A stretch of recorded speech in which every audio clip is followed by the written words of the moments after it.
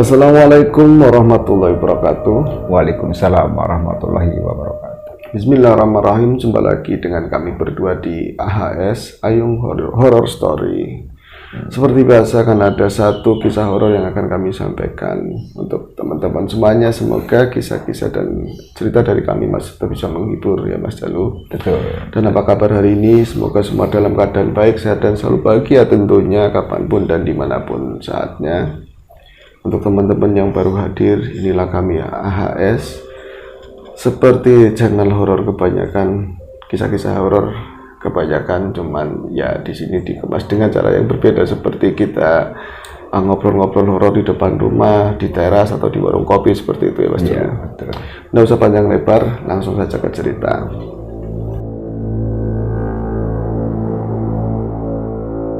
Cerita ini dari Mbak Sri, cuman diceritakan lagi sama ponakannya ya, namanya Ani.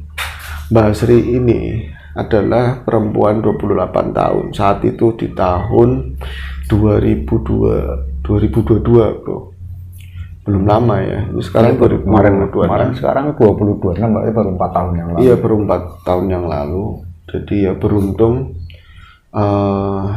ikutnya apa ya, bibinya beruntung bibi saya itu bisa keluar dari rumah itu, bisa selamat, dan untuk melepaskan diri dari tekanan, dari ancaman sesuatu yang gelap, sesuatu yang mungkin fatalnya itu bakal merenggut nyawanya Bi Sri itu cukup lama Mas katanya. Jadi ada beberapa spiritual kiai yang ikut turun tangan yang untuk nangani supaya tidak terancam dan bisa kembali lagi ke rumah bersama keluarga. Jadi Sri ini seorang perempuan usia 28 tahun. Dia itu nasibnya kurang baik dalam urusan percintaan rumah tangga. Mungkin ya yang namanya restu dari orang tua ya bukan mungkin sih, itu suatu hal yang penting bro. Ketika seorang lagi jatuh cinta, semuanya benar, semuanya baik yang nampak di hadapannya. Iya betul. Dan ya biasanya orang-orang yang lagi jatuh cinta, ya dia akan menampakkan sesuatu yang baik untuk pasangannya. Selalu seperti itu. Lalu seperti itu. Makanya ya, dalam candaan itu pernikahan adalah sebuah jebakan. Pernikahan adalah setelah menikah baru kelihatan semua aslinya. Nah saat itu walaupun banyak yang nampak jelek maksudnya, banyak yang nampak jelek di mata orang dan mungkin di matanya si Sri, namun semua akan nampak indah karena saya sudah mencintai. Iya, orang tua ngomong jangan sama itu, enggak, tetap dilawan. Lebih baik saya loncat dari pohon asem, ya kan. Kalau enggak sama Mas, kalau enggak sama Mas Tomo, aku loncat dari pohon singkong atau pohon asem. Kalau enggak saya akan terjun ke beleteng sawah dan enggak pernah nimbul lagi untuk selamanya. Akhirnya dengan ancaman seperti itu, ya wis monggo kamu yang bakal jalanin bro. Nah terbukti setelah perjalanan, awal-awal masih baik, setelah jadi bocah satu, punya anak satu, Mas Tomo berubah bro. Iya, selingkuh, ya macam-macam hal yang elek-elek semuanya, dan akhirnya pernikahan itu berakhir. Dan orang tua tidak ngomong banyak, mau ngomong apa lagi, saya sudah pernah mengingatkan. Nah, Sri pun tinggal penyesalan itu ada di belakang. Betul. Kalau istilah orang Tegal, penyesalan itu selalu mengintili di burinya bro. Ya, betul. Ya, kalau di depan namanya pendaftaran. Betul sekali, kalau di depan pendaftaran. Namun kehidupan terus berjalan, putrinya tetap harus makan, tetap harus sekolah, tetap harus menjalani kehidupan seperti anak-anak yang lain. Dan saya sebagai single parent, Tomo nggak tanggung jawab, Tomo, ya kan.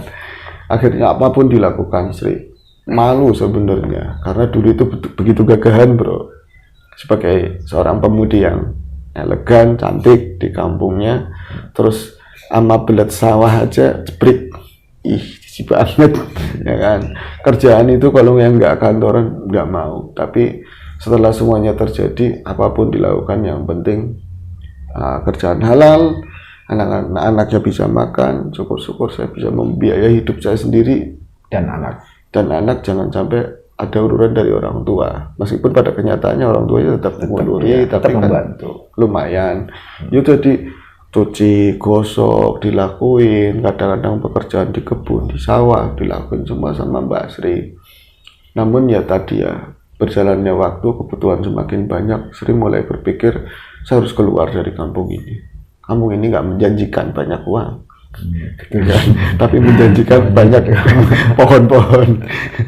Emang saya kambing, anak saya kambing mau dimakanin pohon terus. Akhirnya keluar, ekspansi, eksodus, merantau sih tepatnya, merantau nyari uang di kota orang. Ya ada beberapa kota setelah itu, dan ya tadi kalau bisa dapat majikan, meskipun kerjaannya gajiannya nggak terlalu gede, tapi kalau orangnya eman, kalau bahasa sininya ngorupi, nyaman mending. Ada yang gajiannya lumayan tapi majikannya nggak enak, nggak enak, apa salah itu juga nggak nyaman.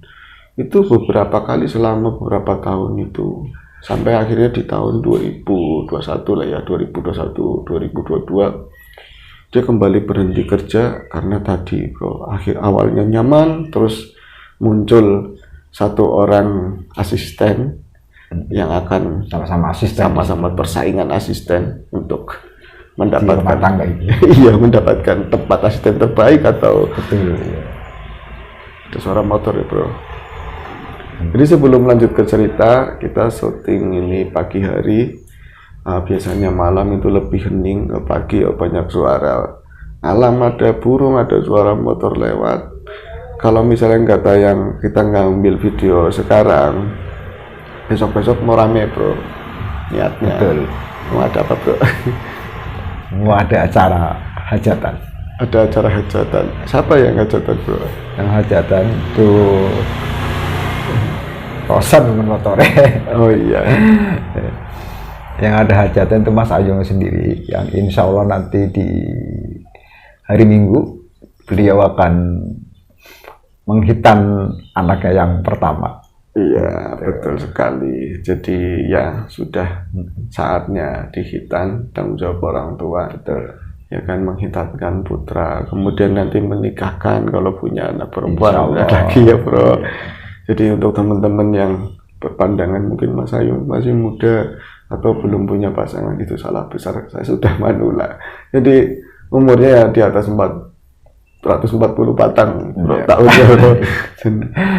Sudah saatnya anak saya harus dihitankan. Kemungkinan walaupun tidak ada punya acara gede, cuman ya paling enggak lah keluarga. Secara keluarga juga banyak yang dipersiapkan. Kemungkinan bisa jadi nggak tayang malam beberapa hari ke depan lah ya. Iya, kayak penting banget ya bro. Kayak seolah-olah channel ini luar biasa gede ya bro. Iya, paling nggak kita pede aja bro. Pede aja bahwa ada. Iya, seolah-olah yang teman-teman nantikan yang selalu menunggu cerita-cerita dari betul kita. Seolah-olah seperti itu, anggap saja seperti itu. Jadi daripada nanti data yang selama berapa hari, ya pagi juga nggak apa-apa, ada sela waktu. Kami mohon maaf misalnya tadi ada motor lewat, ada orang ngamen, ada orang nyuwun, ada tetangga berisik, ya mohon dimaklumi. Lanjut ke cerita ya bro ya. Jadi di tahun itu ada persaingan sesama asisten rumah tangga. Dimanapun ya banyak persaingan bro. Kalau orang-orang itu pengen nggak enak di zona nyaman, gak ada tantangannya. Ya klise, pengennya ya nyaman semua orang kan. Tapi ketidaknyaman itu pasti ada. Persaingan ada gelap, ada terang, ada hitam, ada putih, itu berjalan beriringan. Kalau nggak ada yang nakal sama kita, nggak ada yang jahat sama kita, bagaimana kita belajar sabar kan? Seperti itu. Jadi Mbak Sri mengalami tekanan. Kalau misalnya si asisten baru ini bersaing secara sehat, ya bersih-bersihan ngelapi keramik, persaingan sehat, ngepel bersih-bersihan itu enggak apa-apa. Ini seperti dia tuh pakai magic bro, pakai ilmu gelap lah ya, untuk setiap kesalahan selalu di ngapura sama bosnya. Iya, kayak nggak terjadi kesalahan. Sementara yang tadinya Mbak Sri misalnya itu punya kesalahan yang tidak sengaja dimaafkan sama bosnya, itu bisa malah digede-gedekan sama bosnya. Jadi kebalik, nggak beres. Akhirnya kan 1-2 minggu udah wis saya harus keluar dan harusnya itu ditahan karena salah satu ya asisten yang cukup lama, iya, tapi enggak ditahan sama sekali. Ini sama bosnya. Ini mau pasti sudah diagendakan sama si itu tadi ya pesaingnya. Sri itu kembali pulang ke kampung, ya tadi banyak kumpul sama orang tua, sama anak, bisa ngerawati bocah. Namun ya lama-lama kan persediaan tabungannya habis.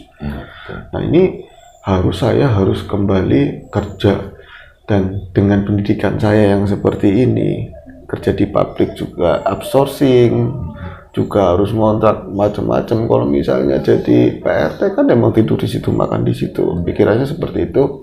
Namun saya harus selektif, saya tidak mau gegabah nanti malah jatuh ke tempat yang salah. Ini di belakang ada backsound, jadi tetangga saya ini emang orangnya aktif sekali. Kalau ketemu sama orang itu ketawanya seperti itu, anggap saja backsound kuntilanak. Ya bro, gak nonton ini bro orangnya bro. Jadi karena selektif itu bro, banyak kan yang ngajakin kerja tuh. Iya betul bro, kalau backsound jadi backsound kuntilanak. Tuh itu seperti itu. Ini perempuan, cuman ya itu kalau lagi keranjingan seperti itu. Jadi karena selektif tadi, semakin dia selektif semakin susah pekerjaan otomatis kan. Iya, dan kebanyakan mereka ngajakinya untuk kerja di rumah makan, terus dengan gajian pendapatan yang jauh lah dari biasanya jadi PRT. Nah, satu ketika ada seorang saudara pulang dari satu kota lah, saya nggak menyebut kali ini sensitif sekali bro. Iya. Saya nggak nyebut, dan orang-orang biasanya kalau ya tempat tujuan rantau lah ya, di sana kota yang menjanjikan. Dia tuh pulang terus main ke orang tuanya Mbak Sri. Nah, yang dicurigai Mbak Sri ini pasti kalau main ke tempat saya, model-model keluarga yang nggak biasa datang, nggak terus datang, ini pasti ada sesuatu dan niatnya saya itu mau dinikahkan sama kenalannya dia, saudara dia atau siapapun gitu ya. Saya bukan nggak mau nikah, sekarang nggak siap. Saya pengennya anak bisa kerawat. Ya kalau misalnya ada calon yang memang saya jadi nggak kerja terus mengcover semuanya nggak apa-apa. Yang ada saya kerja malah buat suami yang baru, repot nanti. Sulit. Iya. Akhirnya ternyata perkiranya itu salah. Ternyata seseorang tersebut, sebut saja namanya Wak Ridwan, dia itu mengajak Mbak Sri itu kerja di Jakarta bro. Astagfirullahaladzim, jangan ngomong kotanya ya bro. Nah ini ternyata Mbak Sri itu salah duga. Wak Ridwan itu bukan mau menjodohkan dia dengan seorang, tapi pengen ngajak kerja. Dan menurut ceritanya ini orang kaya banget bro, orang terkenal. Bosnya orang kaya yang banget, lagi nyari ART. Iya baik sekali, benar-benar baik banget, dan gajinya lumayan gede, kerjaannya nggak terlalu capek. Wis situ aja Sri, enak Sri kerja di kono. Iya, dan biasanya begini bro, kalau di kota-kota besar nih orang-orang kaya itu, ketika rumahnya besar, biasanya ART-nya itu nggak cuma satu, banyak biasanya. Yang buat ini ngepel, bersih-bersih sendiri, buat masak sendiri, buat terus kebun sendiri, ya seperti itu bro. Iya, itu bisa 9, bisa 12 orang kan, ya, ada banyak seperti itu. Oh kayak gitu Wak, beneran Wak? Ya nggak bener gimana, saya sudah masukin 1 orang, tapi emang masukin itu susah sekali Sri. Surat lamaran? Harus ada orang dalam. Oh harus ada orang dalam. Ya, harus orang dalam, koneksi itu penting. Lah Wak bisa, jangan tanya saya itu kemana-mana, tidak, jaringan saya. Sri kamu mau, saya kontak, kamu saya berangkatkan. Langsung kerja. Haji aja ya, saya berangkatkan, sana ACC, yang punya rumah, sudah kamu kerja. Namun Sri, katanya, tadi kan saya sudah bilang, orangnya enakan. Saya wanti-wanti, kalau orang-orang yang enakan itu kadang kalau dikecewakan, dia bisa reaksinya itu lebih dari orang yang biasa aja. Iya. Ya tolonglah Sri, dijaga nama baik saya. Kalau kamu mau kerja di situ, gajiannya banyak Sri, 7 itu contohnya susah ngarang atau apalah ya bro. Tapi yang ditunjuk itu emang mapan bro, di rumahnya mapan. Yang jadi satpam, yang kerja di situ. Iya, yang jadi tukang kebun bagian apa itu mapan. Iya boleh dewa boleh, tapi ini kan orangnya saking enakannya, kamu tolong jangan melunjak, ya kan, jaga nama baik gua dong, kayak gitu. Ya Sri ya. Tetap konsisten kerja gitu kan ya. Itu beneran apa? Wan, bener Wan. Ya kayak dejak Wan, dejak diajak. Daripada ibunya Sri. Iya daripada di sini sering tangisan kayak gitu. Akhirnya dengan waktu yang dijanjikan dan memang sudah disetujui, Sri berangkat ke kota besar. Ke kota besar tersebut. Ya harapan Sri, saya itu perempuan, saya itu dijemput atau diantarkan ke sana sama Om Ridwan, Waridwan itu. Berangkat sendiri bro. Cuma dikasih alamat mungkin. Iya dikasih alamat, terus nanti ketemuan di titik ini. Itu setelah dia pakai kereta gitu ya, terus dia menuju ke alamat yang dituju, tempat ketemuan bukan di rumah yang tadi yang bakalan dia kerja. Iya. Jadi tahun 2002 ya sudah pegang HP. Nah ketemuannya dengan siapa nih pertanyaan? Jadi dikasih nomor, pokoknya kamu tunggu aja di titik itu, nanti ada bakal yang jemput. Ada yang jemput. Ya sebut saja namanya Pak Arya. Pak Ridwan itu ngomongnya Pak Arya bakalan jemput. Aduh, kayak saya penting banget ya, masa yang punya rumah jemput saya. Saya kan hanya pembantu belakang. Curiga. Iya, dan itu dia itu sudah datang ke sana malam hari, perempuan di satu titik yang kok harus nggak di tempat ramai gimana sih? Apa di warteg saya sembari minta makan dulu lapar gitu kan. Tempatnya agak sepi, ya dia takut juga. Namun beruntung nggak lama itu ada mobil halus bahasanya. Mobil yang cakep kata orang kampung, mobil halus. Yang bunyi cuman banyak bro. Mesin itu nggak kedengaran beras. Iya. Makanya disebut halus. Iya, cuman bunyi itu cuman banyak terus itu kacanya mudun sendiri. Sri mau ikut masuk lah. Enggak, cuman pas turun kacanya loh kok nggak seperti apa yang saya pikirkan. Pak Arya punya rumah katanya gede banget, ganteng, bersih, orangnya tuh begini-begini gitu ya. Kok kayak gini, kayak orang kampung saya, supir bro ternyata. Supir jemput. Iya, jemput. Cuman dia nggak ramah. Seri ya katanya, nunjuk dari sopir, dari mas. Iya. Di dalam mobil masih. Iya dalam kemudi itu nengok ke arah kiri kan, Seri ya. Gih Pak, naik sekarang. Cuman kayak gitu bro, reaksinya cool banget bro. Ih kalau lu ganteng mah keren. Model kayak gitu, sebel Sri langsung. Jaim. Iya kok begini ya. Terus mohon maaf ya Pak, siapa tahu saya ini di sininya tempatnya nggak pas. Cuman seperti itu bro. Kok nggak ada penjelasan lain lagi? Nggak ada penjelasan yang lain-lain. Dia kan akhirnya semua yang ada di dashboard di belakang kadang-kadang ditengokin dari kaca atas juga. Takut-takut. Iya ini bukan orangnya Pak Arya. Kenapa? Takut-takut ini penculik bro. Bener apa enggak dok diduk. Dibawalah melaju mobil tersebut ya dengan kecepatan yang luar biasa bro. Yang nggak biasa aja. Ya kecepatan yang dianjurkan. Iya cuman nggak, ini nggak horor ya bro. Tapi nggak nyaman yang dirasakan sama Sri. Sombong banget orang ini loh. Sombong, nggak ada omongan apa. Saya lumayan cantik loh, godain kayak atau apa. Jaim lah ceritanya. Iya, orang tetap beriman dan bertakwa gitu. Akhirnya sampailah masuk di sebuah bilangan kawasan sana, perumahan yang elit bro. Dan situ rumah nggak ada yang jelek, bagus semuanya. Menyusuri komplek, pandangan Sri menyisir sekeliling dan dia bisa menghitung-hitung kemungkinan besar gajinya itu nggak kecil kalau kerja di rumah-rumah seperti ini. Sampai pada akhirnya mobil itu berhenti di sebuah rumah yang lebih bagus, jauh lebih bagus dari rumah sekelilingnya. Yang tadi dilewatin. Iya, rumah cakep luar biasa, gede. Kalau orang wetan gede itu saking gedenya gede. Saking gedenya. Kalau sini gede banget, nggak bisa dibilang gede banget rumahnya itu. Terus berhenti di depan gerbang. Ya wong suki ya, gerbangnya kan pakai remote. Betul. Jalan sendiri. Dan ketika gerbang yang panjang dan lebar itu terbuka, terpampanglah bagian depan rumah tersebut.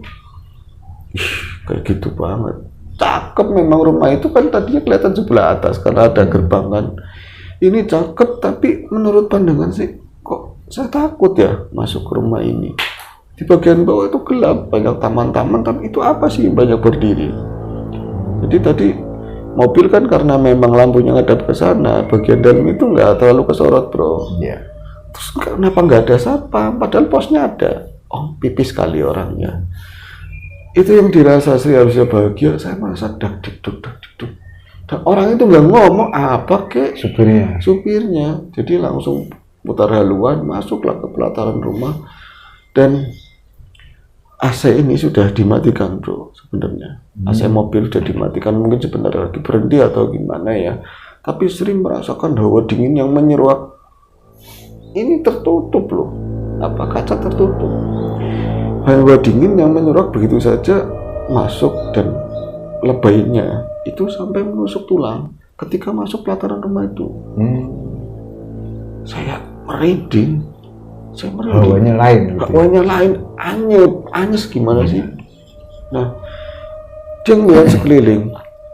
Itu nanti pintunya dari pintu tersebut jalanan sekarang lah ya, ada taman-taman, tapi di kiri kanan sering melihat kayak berhala loh bro. Biasanya wong kampungnya berhala. Banyak patung nggak ada muka. Patung nggak ada muka. Apa patung nggak ada kepala? Ada kepala, ada kepala tapi nggak ada muka. Polos. Jadi patung-patung itu mungkin dari ya batu atau dari ya tadi ya percampuran semen atau entahlah yang jelas itu membentuk patung. Tapi bagian mukanya itu nggak ada semua. Jadi rata-rata. Namun ketika dilihat meskipun rata, dari guratan model kepalanya, badan itu beda-beda semua.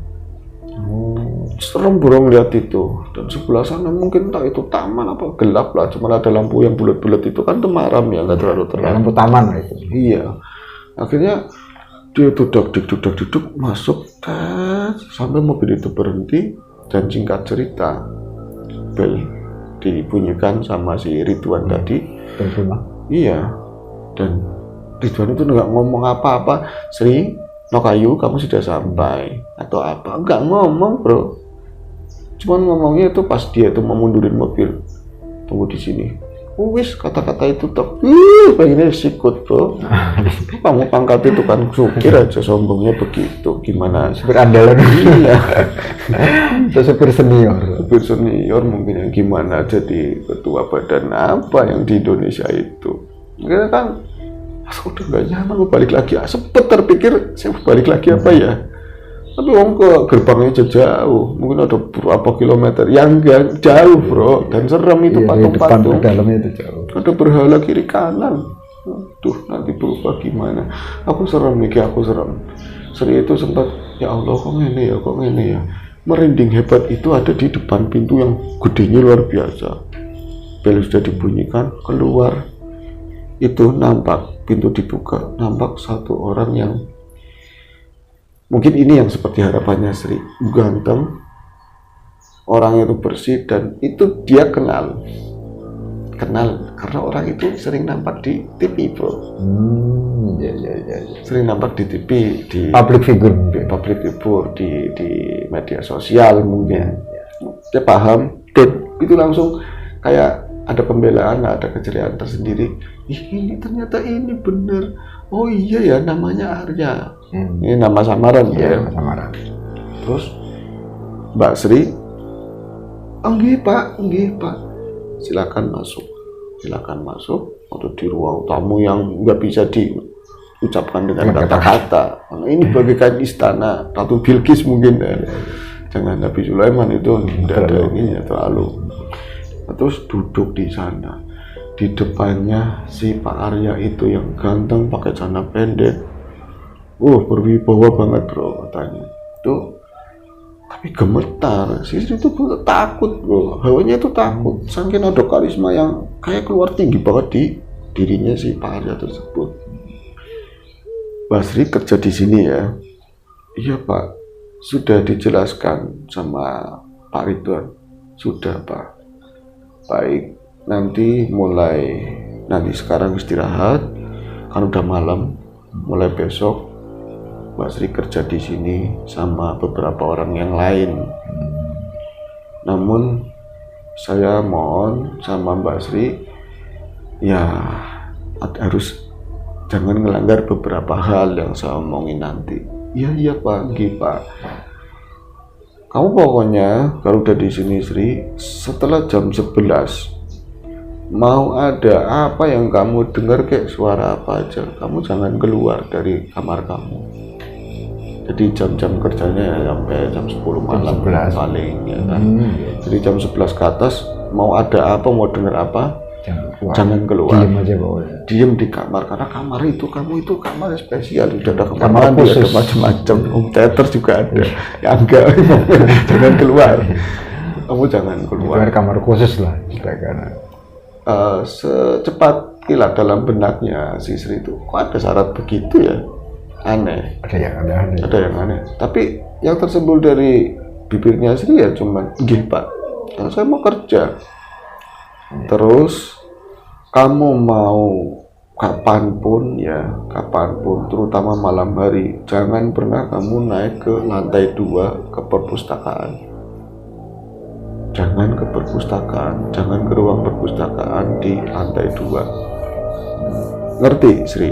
Kata-katanya mulai nyebelin bro, mulai ada kasar. Iya, ngerti Sri?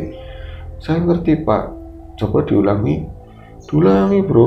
Jadi kayak janji pramuka akhirnya. Iya. Saya mau kerja kayak mau penataran dunia. Sampai ngapain banget. Iya, akhirnya ini takut, tapi ya gimana, sudah terucap. Ya sudah, kamu kerja baik-baik, saya masuk dulu.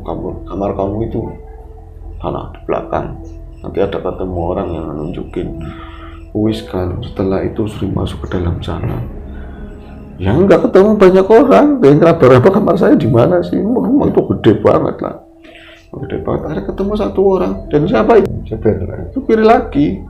Ya takut bro, rumah segede itu, Ridwannya model kayak gitu dan laki-laki. Saya hanyalah orang kampung. Itu di kemana-manain gimana? Tapi astagfirullahaladzim, saya nggak boleh berprasangka.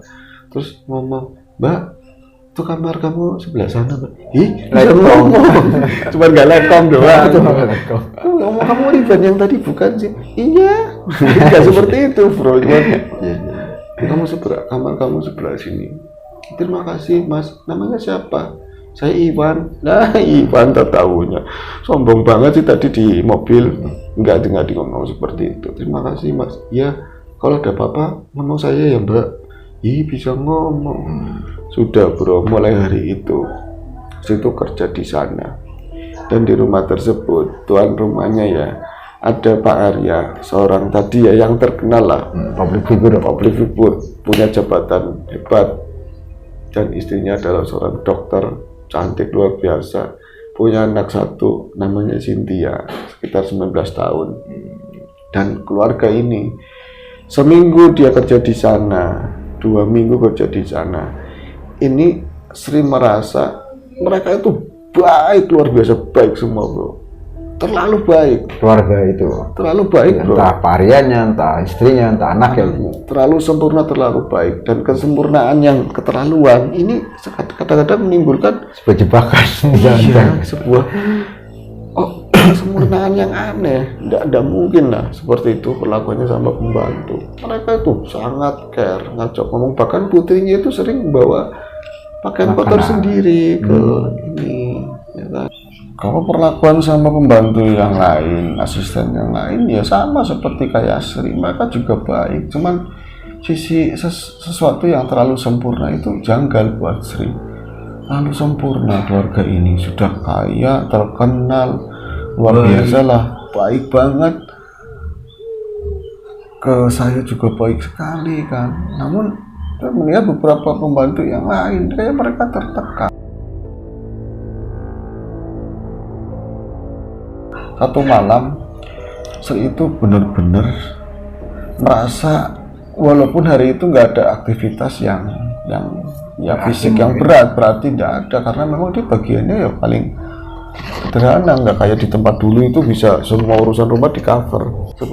Ini cuman paling bagian bersih-bersih, bagian nyapu-nyapu, ngepel, dan itu kan nggak terus-terusan. Tapi rasanya itu lelah sekali, benar-benar lelah. Bahkan setelah maghrib pun hampir dia itu nggak bisa melek sama sekali. Sayang walaupun ya karena kadang kan tuan rumah nggak di rumah ya, paling ya tadi ada noninya, ada bukan anaknya yang perempuan yang sering di rumah itu, Cynthia.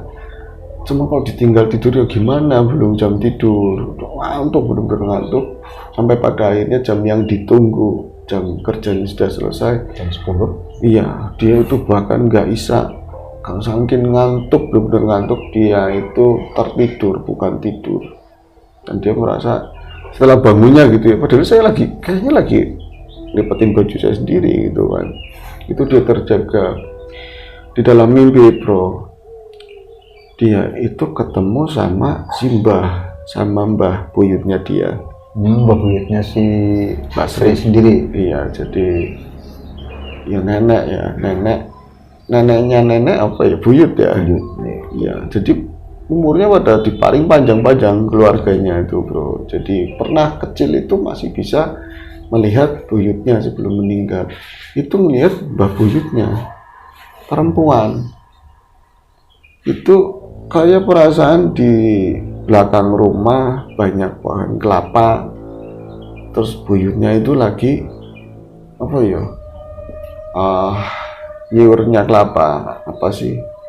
Daunnya kelapa lagi ditekuk, jadi berapa daun digabungin gitu loh bro, nanti dibawa pulang buat kayu bakar, buat urut-urut.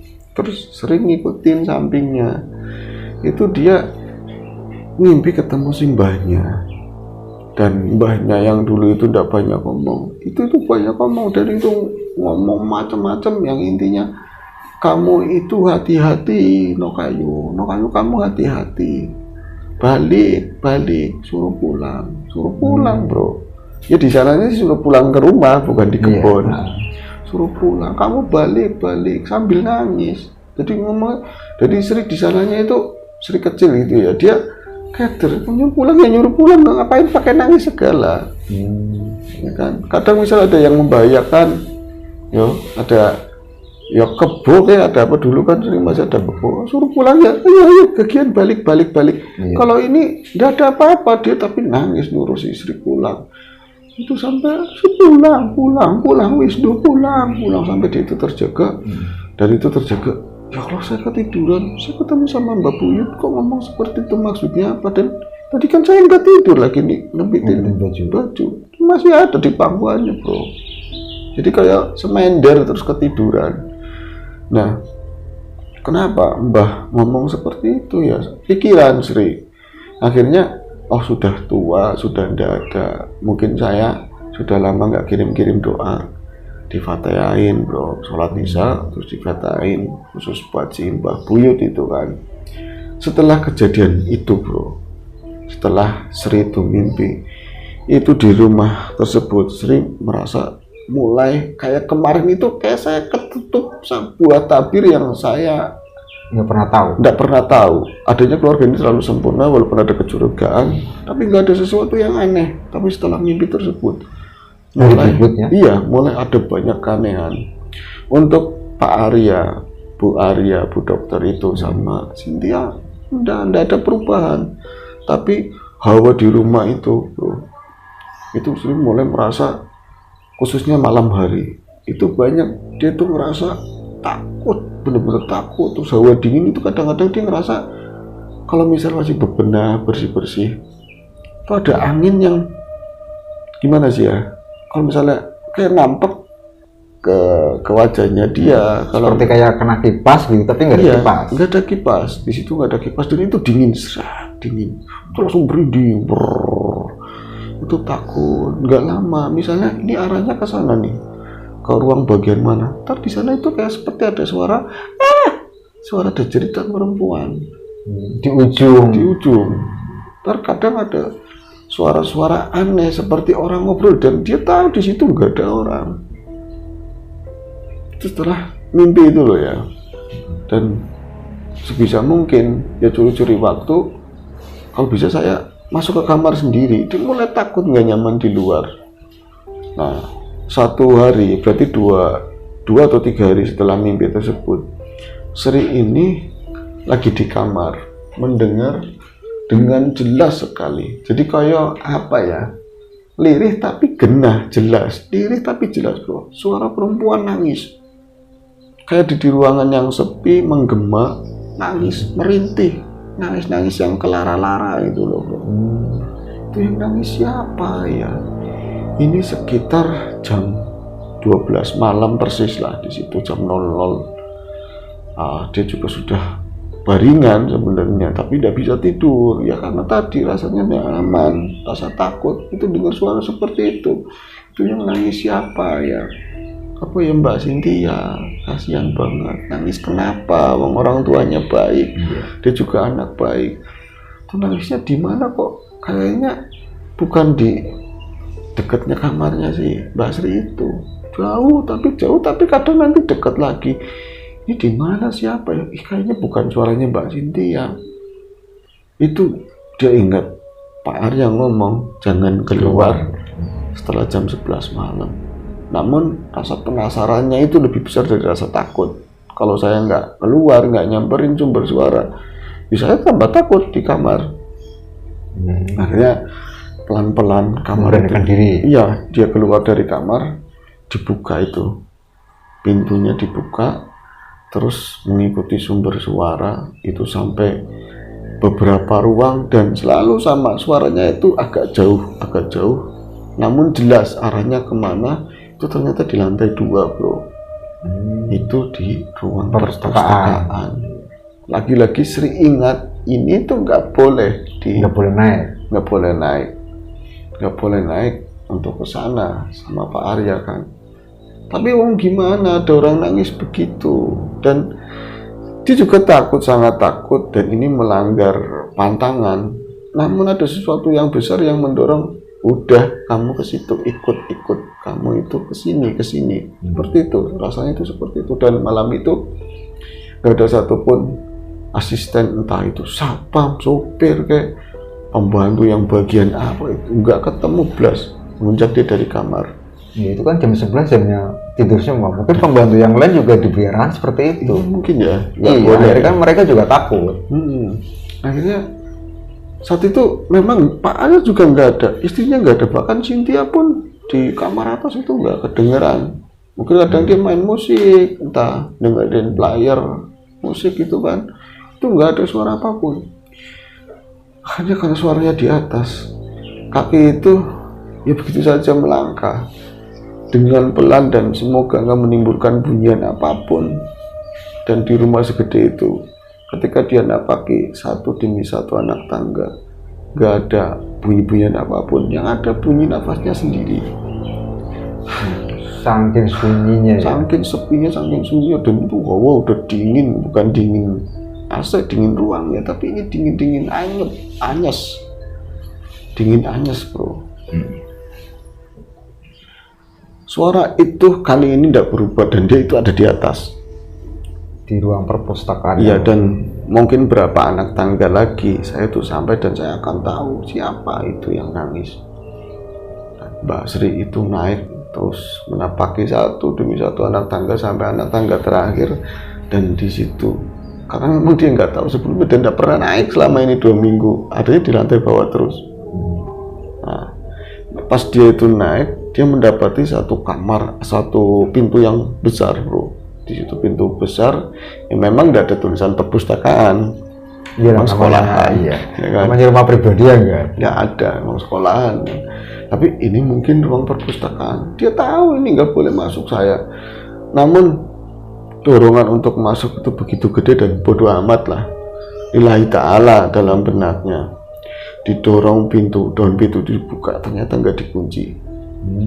Ternyata itu nggak dikunci. Sempat terdengar suara pintu itu sepelan begitu terbunyi. adalah seperti itu. Yang penting saya buat masuk, badan saya nggak terlalu gede, Sri itu bisa masuk ke dalam.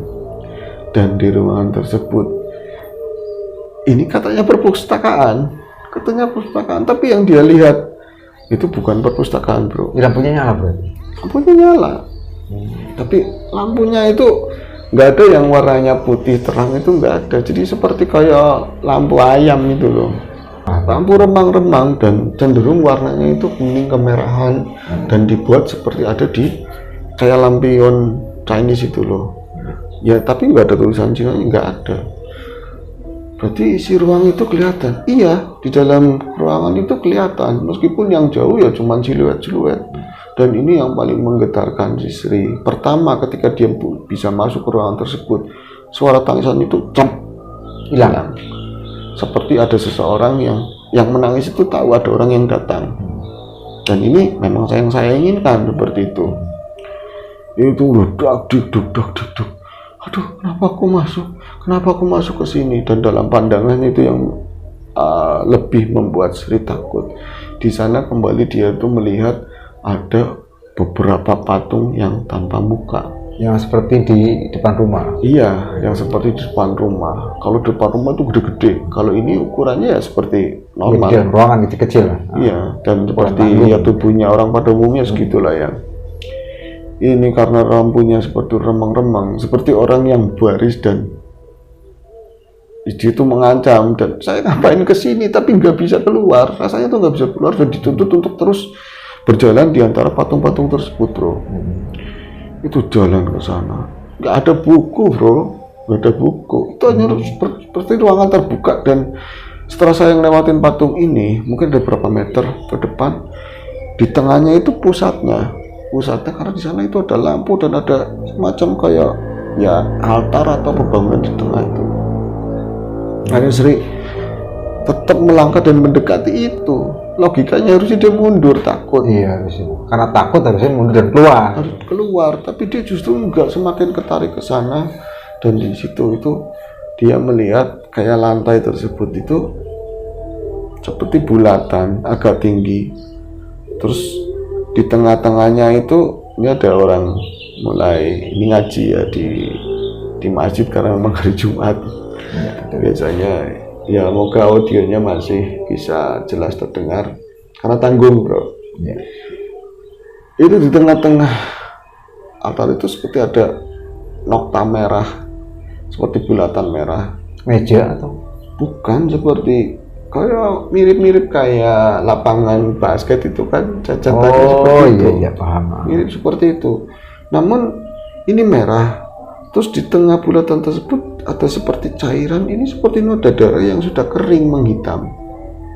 Situ. Itu hampir dia itu mau megang, tuh amis baunya, itu bau-bau kayak orang kurban lagi zaman. Iya, darah itu bau seperti itu. Dan ini lingkaran satu, kemudian dari lingkaran itu terbagi seperti ada julur-julur garis ke sana. Itu warnanya merah, dan lain itu gelap hitam. Terus ada semacam entah ini tiang atau apa, tapi ditelungkupi kain warna hitam yang menjuntai ke bawah semua. Jadi udah ini enggak beres banget, ini serem banget, ada apa di keluarga ini, mulai seperti itu, bro. Nah, karena dia sudah melihat semuanya yang kayak gitu, semakin ketakutan dan dia merasa bego sendiri. Ngapain saya kesini? Ini apa? Pak itu ngapain di sini? Ini dia baru nggak, aduh saya harus keluar, ini bahaya, ini seram. Nah itu banyak di sana itu seperti di dindingnya itu tergambar, atau lebih tepatnya tergantung lah, kayak foto-foto dengan muka-muka yang serem semuanya, dan itu nggak pernah Sri lihat sama sekali. Jadi orang yang pakai tudung, ada juga yang muka yang serem, ada yang nggak pantas lah, kayak kepala yang kayak terbelah, serem-serem banget lah. Sri itu akhirnya buru-buru keluar, tapi tetap dia itu masih berusaha supaya nggak ada langkah yang terdengar, bro. Dan berhasil sampai keluar. Jangan sampai ketahuan lah itu. Jangan sampai ketahuan. Dan itu sempat ada kata misi mas. Itu ada lucunya begitu di patung-patung itu, misi mas, misi pak. Saya nggak sengaja, ampun, saya nggak sengaja bisa keluar dari pintu tersebut dan sampai ke kamar aman, bro. Dan pintu perpustakaan tadi ditutup kembali. Iya, ditutup kembali. Semenjak dari sana ruangan itu, saya tidak bisa tidur sampai pagi. Takut, dan kenapa yang nangis itu berhenti? Harusnya ada orang, saya nggak mendapati orang satu pun di sana. Iya, tanda tanya besar lah itu. Iya. Itu juga ruangan untuk apa? Untuk apa? Kok kayak gitu seremnya? Pak Arya ngapain? Itu udah tidur sampai pagi. Ya sempat melihat lah, setelah subuh itu sempat tidur sedikit, terus ya kerja dan semuanya itu baik-baik saja seperti biasa. Tapi malam berikutnya itu tuan rumah kedatangan tamu, dan mereka itu Sri itu sebagian besar pernah lihat di TV, di media sosial, orang-orang penting, orang-orang public figure, orang-orang terkenal lah, semuanya orang terkenal. Itu bahkan yang tidak bisa disebut lah. Mereka itu ada di rumah tersebut, sempat ngobrol-ngobrol sebentar, dan semua itu naik ke lantai 2. Bahkan Orang-orang tersebut, tamu-tamunya tadi. iya, bahkan sebelum jam kerja itu selesai. Namun pura-pura nggak ngerti aja. Dan sempat Pak Arya itu melihat ke arah Sri, dan Sri membuang pandangan lah. Seakan dia ngomong, bodoh amat ya, lu mau ngapain? Saya mah hanya pembantu belaka. Iya. Saya mau cari aman. Tapi ya takut, apa Pak Arya ngerti ya? Saya ngelihat itu ada apa, mau ngapain? Nah, sudah bro, mereka itu naik ke atas dan kemudian senyap, nggak ada suara apapun sampai di mana jam kerja itu berakhir. Sri kemudian masuk ke dalam, dan jam 11 nggak boleh keluar ruangan sama sekali. Pun dengar suara apapun. Dengar suara apapun, dan dari itu dia itu pas mungkin ya hampir tengah malam dia kembali dengar suara tangisan yang sama. Namun ini nggak satu. Suaranya seperti tangisan yang bersaut-sautan, pedih. Oh, serem, kayak orang lagi disiksa atau apalah, yang dia tahu. Cuma nggak satu orang itu. Satu orang. Ini, oh, saya harus keluar dari rumah ini. Sudah ada itikat begitu. Ini tidak beres, saya harus keluar dari rumah ini. Keluar dari pekerjaan itu. Luar dari pekerjaan ini, gimana pun caranya. Nah, ketika dia lagi berpikir seperti itu, sayup-sayup dari ruangannya dia itu kedengeran suaranya Mbak Cynthia. Di luar kamarnya? Di luar ada suara Mbak Cynthia. Enggak mah, cuma ada suara begitu sekali, terus senyap lagi, kayak ada langkah tek menjauh, mungkin ke kamarnya atau naik ke mana ya, ke kamarnya Mbak Cynthia. Terus akhirnya kayak penasaran, ini orang baik, anaknya orang baik, takut kenapa-napa. Keluar lagi lah Sri itu, keluar, dan itu dipikir dia tamu-tamu udah pada keluar semua, udah pada pulang lah ya, karena sudah larut dan mungkin acara itu nggak lama. Ketika di sebuah ruangan, karena dia itu lagi nyari Cynthia, anaknya majikannya itu dia mendengar ada obrolan di satu ruang. Di atas atau bukan di ruang bawah? Di ruang bawah. Di ruang bawah itu ada obrolan, itu ada suaranya Pak Arya, ada suara istrinya, dan ada beberapa orang yang ngomong, kamu ini tinggal 1 bulan lagi, jatah kamu ya, kamu tinggal 1 bulan lagi. Iya saya tahu. Tenang jawabnya. Iya, kalau kamu nggak nyari, ya kamu yang bakalan mati. Kalau kamu nggak nyari, kamu yang bakalan mati. Wah, mendengar yang kayak gitu bro, wah, takutnya kayak apa? Iya. Dihubungkan dengan apa yang dia pernah lihat semalam sebelumnya. Ya terserah. Kamu tahu kan siapa yang harus gantiin? Iya, anak saya. Oh, anak saya bro ngomongnya. Yang harus gantiin anak saya, berarti kan Cynthia. Iya. Astagfirullahaladzim, Cynthia mau dikorbankan. Untuk mereka ritual apa? Mereka ritual apa harus mengorbankan anak? Siapa yang nggak takut dengar obrolan yang seperti itu?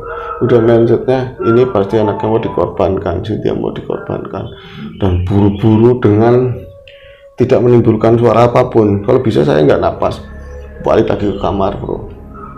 Balik lagi ke kamar, kunci, langsung dia sembunyi di balik selimut.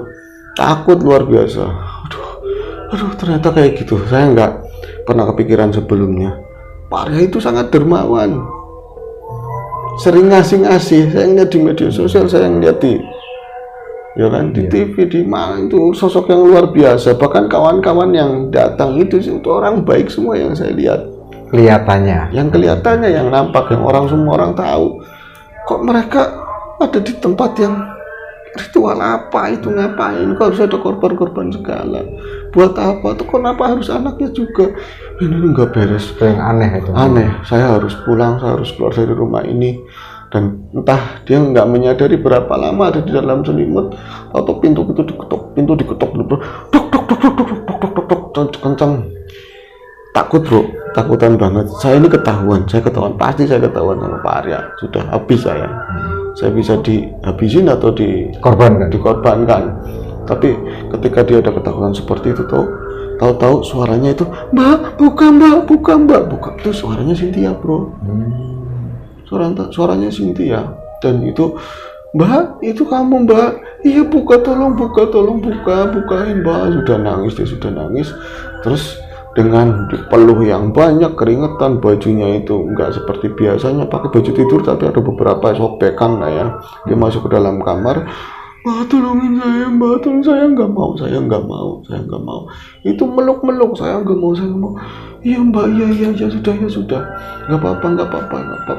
Udah Mbak tolongin, nggak apa-apa, aman di sini. Itu lagi meluk begitu ada suara orang tuanya. Cynthia, kamu di mana? Cynthia tuh nyariin. Iya nyariin. Itu refleks si Sri itu langsung bawa Cynthia keluar bro. Saya harus menyelamatkan anak ini. Bawa Cynthia keluar. Dan itu gimana caranya sampai ke pintu gerbang itu. Itu takutnya luar biasa. Dan ketika melewati patung-patung yang serem itu, seakan-akan patung itu rasanya mereka itu kayak ada kilatan mata yang jep nyala bro, seakan-akan mereka hidup. Dan itu ketakutan sama sekali. Di depan pasti ada satpam, dan memang ada orang di sana. Kalau memang nggak tahu saya mau melakukan apa, kalau misalnya satpam itu paling dia ditelepon dari depan, suruh menghentikan ada orang keluar, dan dia itu bakal ngadang saya, biarkanlah saya yang kena, non Cynthia yang bisa keluar. Itu supaya seperti itu. Ternyata pas sudah dekat, itu adalah Iwan bro. Cepetan keluar, malah disuruh keluar, cepetan disuruh pergi sama si Iwan. Tapi Pak, sudah cepetan, udah nggak usah ngomong, cepetan. Akhirnya pergi, mereka berdua itu keluar, dan namanya lagi panik bro. Dia lari di pinggiran jalan itu. Pinggiran jalan tuh nggak lama itu mobil, kejadiannya begitu cepat. Cynthia itu diambil. Oh, ditarik, dan dia nggak tahu, kemungkinan besar itu di dalam Pak Arya atau orang atau siapalah, pokoknya dibawa masuk. Dan si Sri di Uber itu entah gimana caranya, pokoknya kayak ada yang aneh. Saya itu lari seperti biasa, dan saya perempuan harusnya kena, tapi kayak ada, memang harus nggak kena, selamat begitu aja loh. Terus saya kayak terjerembab jatuh, tapi jatuh kayak di sebuah selokan, nggak tahu. Taman bangun-bangun itu sudah bukan di lingkungan situ. Aneh, sudah bukan di lingkungan situ, tapi masih di kota tersebut. Masih di kota tersebut, dan sudah pagi. Ada yang ngomongin seperti semuanya sudah disusun. Mbak itu mau pulang ya? Ya saya mau pulang Mas. Udah jangan khawatir, ini dikasih duit buat ongkos pulang. Dan nggak kenal itu orang itu siapa, yang jelas nggak pernah lihat itu di rumahnya Pak Arya atau siapa, nggak tahu. Nah ketika dia itu naik bis bro, dan itu bis bukan yang ada di pool, kayak ngadang yang bis jalan itu ya, di jalanan, dia ngadang di jalan, pinggir jalan. Ketakutan, dia terancam. Itu dia ketika melihat di kaca itu, dia melihat adalah sosok yang ada di pinggiran jalan itu dari seberang. Itu siapa? Mbak Buyut. Lihat sosok Mbak Buyutnya itu senyum. Mbak Buyut di pinggir jalan. Iya, Mbak Buyutnya sudah nggak ada di pinggir jalan. Pagi-pagi itu Mbak Buyut apa bukan? Sempat lama karena bis itu belum jalan kencang. Itu melihat Mbak Buyut senyum sama dia. Itu dalam perjalanan ketakutannya kayak apa, sampai di rumah itu nggak bisa tenang sama sekali. Dan menurut keluarga dia sering menceracau, sering kayak orang kesurupan, terancam, didatangin sosok-sosok yang menyeramkan. katanya mau dibunuh, mau diapa gitu. Dan itu ya ini karena sudah nggak kondusif ya, sudah mendekati Jumat, banyak suara-suara dari musola, dari masjid yang banyak orang ngaji. Saya percepat aja ceritanya. Akhirnya dengan berbagai upaya untuk ditolongin, Mbak Sri itu akhirnya bisa lepas dari tadi ancaman-ancaman, baik lewat mimpi, lewat alam bawah sadarnya dia, sampai akhirnya sembuh bro. Oh, tapi Mbak Sri sendiri nggak pernah tahu tuh nasibnya si Cynthia itu? Nggak pernah. Dan itu yang unik lagi, dunia itu terlalu sempit mungkin ya, atau banyak hal yang udah bisa dicerna sama alam pikir manusia. Berapa tahun lah, sekitar tahun mungkin bukan berapa tahun, berapa bulan, di tahun 2002 akhir Mbak Sri itu di sawah ikut bantuin apa ya, orang tuanya di nandur padi pas lagi panen. Terus ada juragan padinya, terus dia juga bawa mobil pick up, itu di dalamnya katanya bawa anaknya, dan anak itu mirip banget jiplak sama Mbak Cynthia. Cuman bedanya kalau Cynthia itu versi terawatnya, ini versi orang biasa gitu loh. Bedanya Cynthia mungkin dewasa kalau udah 19 tahun, kalau yang ini mungkin agak kecilan. Enggak sama, sama segitu, rambutnya, matanya, mengerlingnya, semuanya, senyumnya itu sama. Sampai dia itu ketakutan Mbak Sri waktu itu. Cuman kan dia ada di kotakan sawah. Sampai dia bangun, ya orang tuanya ini juragan Pardi ngomong. Juragan Padi ya juragan Padi namanya Pardi. Ini juragan Pardi itu anaknya, dan bapaknya kenal itu emang anaknya Pardi. Kalau semua nggak pernah ngeliat. Ibu Cah itu turun terus salim sama bapaknya Cynthia, bapaknya Sri sama Mbak Sri juga salim, dan memang nggak kenal sama sekali bro. Ya bengong sih, mirip banget ya. Dan itu nggak ada juntrungannya. Apa hubungannya itu sama Cynthia atau apa? Sampai sekarang ya nggak ketemu. Anak Sri akhirnya ya tadi ya ketemu cinta, dijodohkan sama orang yang tepat, dan sudah menikah, bahkan punya anak lagi. Itu ceritanya bro. Jadi banyak hal-hal yang apa ya yang dilakukan di luar nalar, dan di pandangan kita seolah-olah itu indah, seolah itu bersih, sempurna, tapi menyimpan sesuatu yang kita nggak tahu sama sekali ya. Walaupun kita ngelihat orang itu baik, orang itu ini kelihatan bahagia, tapi justru di belakang kita nggak pernah tahu itu seperti apa sebetulnya. Iya, jadi ya banyak yang tertipu dalam pandangan. Itu saja cerita hari ini, semoga menghibur. Dan ini cerita pagi hari, banyak suara-suara macam-macam. Semoga audio dari kami masih bisa didengar, masih bisa diterima sama teman-teman. Kami mohon maaf atas berbagai kekurangan ya Mas Jalu ya. Insya Allah kita ketemu lagi di besok hari, kalau masih bisa bikin video ya. Ini besok karena acaranya kan dari Minggu, jadi minta doanya teman-teman supaya acara kita berasa juga lancar ya Mas Jalu juga. Kita jumpa lagi, sehat selalu. Assalamualaikum warahmatullahi wabarakatuh. Waalaikumsalam warahmatullahi wabarakatuh.